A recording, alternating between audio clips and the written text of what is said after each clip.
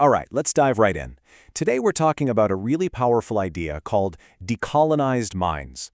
We're digging into the book that gives this whole concept its name, Decolonized Minds, When Radical Becomes Rational, by Talha Ali.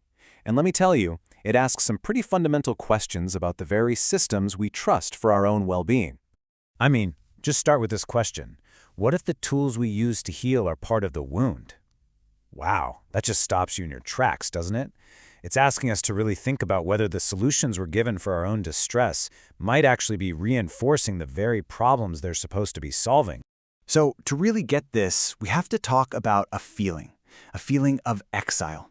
Edward Said calls it this unhealable rift. And we're not just talking about being physically far from home. No, the book argues this is a deep psychological state, a profound disconnection from our own history, our culture, and our sense of who we are. It's something so many people feel without even knowing what to call it. So you might be wondering, where does this psychological exile even come from? Well, the argument here is that it's not some personal failing. It's actually the result of a hidden history, a legacy of oppression that's baked right into our mental health systems, and it's still shaping how we think about the mind today. And here's where it gets really interesting. Think about it. Our modern tools for mental health, therapy, diagnostic manuals, all of it, they didn't just pop into existence out of thin air. They were born in very specific times and places, mostly Europe and North America. And when they were exported around the world, they carried a whole set of cultural assumptions that, let's be real, don't fit everyone's reality. And that brings us to this huge central concept, the colonial mind. It's the idea that people can end up internalizing a worldview that was never meant for them. A worldview that systematically pushes aside their own ancestral wisdom, their community's history, and, at the end of the day, their own sense of self-worth. And wow, this quote from Frantz Fanon just nails it. He reminds us that oppression was never just about controlling physical stuff like land or resources. It's a psychological project. It's about getting inside your head, controlling how you see yourself, what you're allowed to remember, and even what you dare to dream for your future. So, if our very thoughts can be colonized, how in the world do we break free? Well, the book argues it all starts with a huge shift in how we think. We have to be willing to actually break the mental chains that keep us tied to these old, damaging ways of seeing the world. Okay, look at this. This slide lays out the difference so clearly.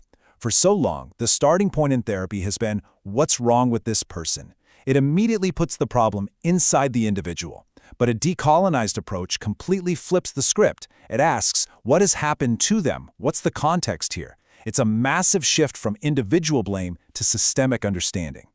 So this isn't just about pointing out problems, right? It's about building something new. This is about creating a radically different framework, a new set of principles for a more just and, honestly, a more effective way to think about healing. And this table here gives us a peek at those principles. Let's just grab one, like structural awareness. That means we stop treating things like poverty or racism as just background noise. No, they are central to a person's mental health. Or look at collaborative power, which is all about breaking down that old-school hierarchy of the all-knowing therapist and creating a real partnership.